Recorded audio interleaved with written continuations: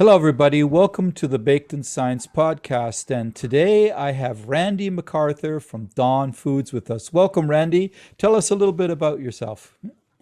Thank you, Mark. I'm happy to be here. I am a second generation baker. My father actually Oh, started awesome. a bakery in St. Louis in 1956. He purchased it. I was born in 57, so I was kind of like a bakery brat. I grew Uh-huh. up in it. We lived above the bakery, so it was in my blood. And I took over in 1976, and we ran the bakery for 38 years. My wife and I in St. Louis. We had three locations at the time that we sold, and we were doing some wholesale. So we had grown from a very small operation to a fairly good sized multi-unit with a little bit of wholesale when we Yeah, sold back 6 years ago. So that's a it was great variety of experience. Wow. Yeah. I was privileged to be a part of the Retail Bakers of America during the 90s. I was president in 98.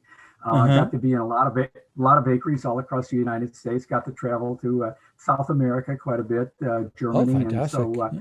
everywhere we were able to see bakeries, innovations, technologies, different styles. So it's been quite a journey for me, and I've enjoyed it. That's Currently, I fantastic. Yeah. yeah. Currently, I'm working for Dawn Foods in the technical department. I get a chance to use all of those things that I learned over those 40 years to help our customers with ideas, with troubleshooting, formulation, just anything that we can do to support customers. Dawn has about 40 of us around the country, and that's what we do. Well, I've had the opportunity to meet a number of people from Dawn over the years, and you're always great people, very supportive of your customers, and having someone with the variety of experience like you and your background, that is fantastic. That is a wonderful asset, and I'm sure your colleagues and the customers enjoy that and take great advantage of it, right?